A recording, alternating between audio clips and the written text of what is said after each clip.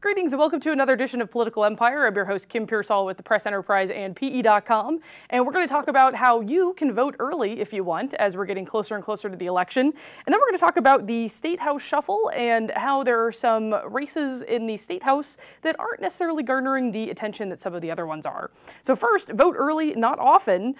In San Bernardino County, the birthplace of so many fast food dynasties, eager voters can actually drive through and drop off their ballots at 3 locations.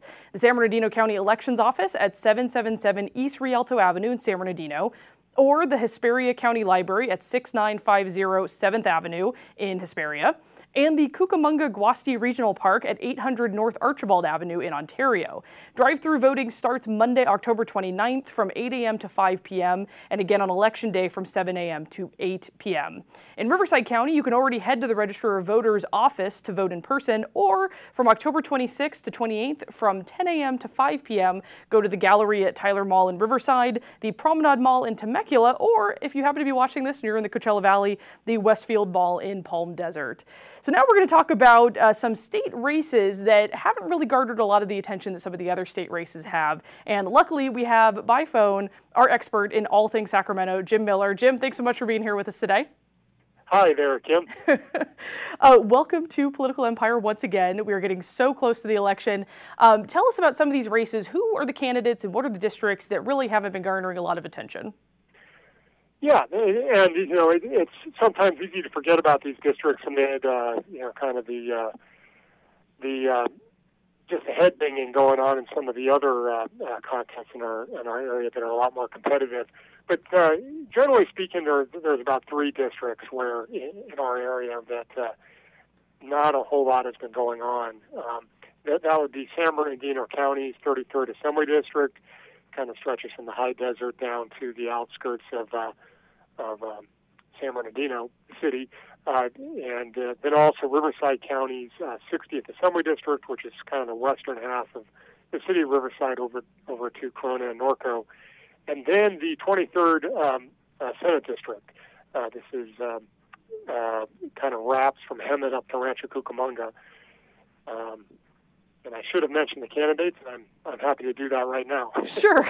Well, yeah, sorry about that. In the 33rd, you have, of course, Assemblyman Tim Donnelly, who's finishing up his first term among the legislature's most conservative members.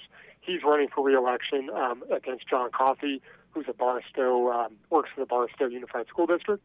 In the 60th Assembly District, the Republican seems... Eric Linder, a Republican businessman, making his first run for the legislature against Jose Perez, a Democrat member of the Alvord Unified School District. And then in the 23rd, you have Bill Emerson, an incumbent senator, running for re-election, and he's running against Melissa Ruth O'Donnell, who's a real estate agent up in Highland. Now, kind of proof by forgetting to mention the candidates at first, these haven't garnered a lot of attention because there's typically in some of these cases one candidate who is just by far and away leading the campaign and so forth. Why have they been so undramatic so far, though? I think it's mainly 3 things. It's that there's just lopsided voter registration, particularly in the 33rd Assembly District and the 23rd Senate District, but then also the Republican registration advantage has been increasing in the 60th Assembly District. The other, fundraising, all of the Republican candidates have just raised far more money and have more resources than their Democratic opponents. And then just logistical campaign, the Republican candidates have a much more of a campaign infrastructure to run for office than do their Democratic opponents. Now, in some of these cases, since not a lot of people are watching these races, are they even bothering the campaign, or are they just kind of hanging out? No, they're definitely campaigning. I mean, one of the things to remember too is, it can be easy to forget sometimes, is that these are all new seats. Redistricting happened last summer, and so all of these. Well, in the case of Emerson and Tim Donnelly, these are incumbents. They are running in somewhat new territory and have to introduce themselves to voters. They're out raising money that they can then send along to their caucus for distribution to more competitive candidates.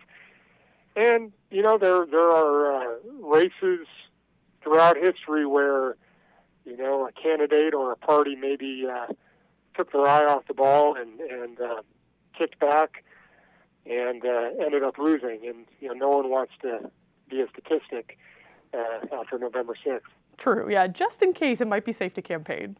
Well, Jim, thanks so much for the update on some of the less noteworthy campaigns that have been occurring so far, because there have been quite a few very contentious, very tight, very well-watched campaigns that have been going on this election season. And thank you for watching another edition of Political Empire. We'll see you again tomorrow.